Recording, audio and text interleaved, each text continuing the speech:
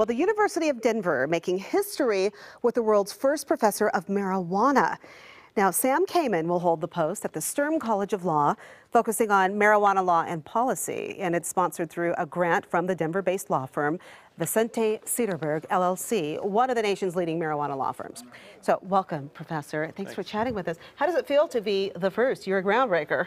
Yeah, it's great. It's really an honor. I've been working on marijuana law and policy stuff for about 6 or 7 years, and it's really great to have Vicente Sederberg step up and recognize this.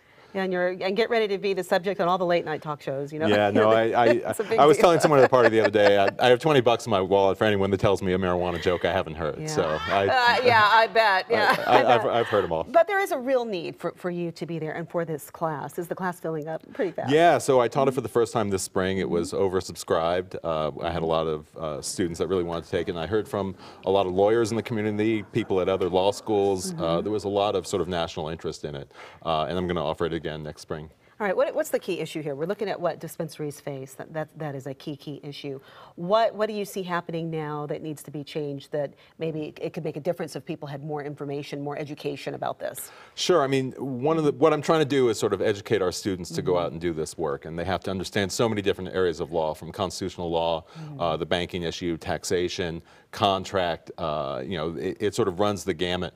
You know, just because it's legal in Colorado doesn't mean it's entirely legal, and doesn't mean it's sort of solved all the legal issues. Right, because we've had so much happening with these neighboring states. Yeah, so Oklahoma and Nebraska are pretty upset with us. That case is in the Supreme Court. There have been 2 other lawsuits that have been filed against the state of Colorado. What are their chances, do you think, just in your own professional opinion? Sure, I don't think they're very good. I think that they will have a tough time showing that they've been directly harmed by what we're doing, and they'll have an even tougher time convincing the Supreme Court that there's a way the court can fix it. Yeah. Because, you know, Colorado is free to legalize marijuana. We don't have to criminalize it, and the Supreme Court can't force us to go back. Okay, well, Professor, one final question now. Have you been called on to visit other states that have legalized marijuana to help set up similar programs at universities there? Yeah, so right now I'm at other universities. No, I mean I'm working with other programs. Yeah, I'm working in California. The ACLU and the Lieutenant Governor are trying to come up with best practices for doing this there. And you know, people I'm speaking in around the country and around the world. So.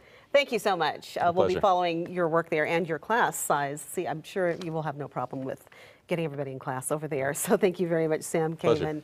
Really interesting, though, don't you guys think? It is. Well, there's just no standard operating procedure yet. So Sam is going to help develop that.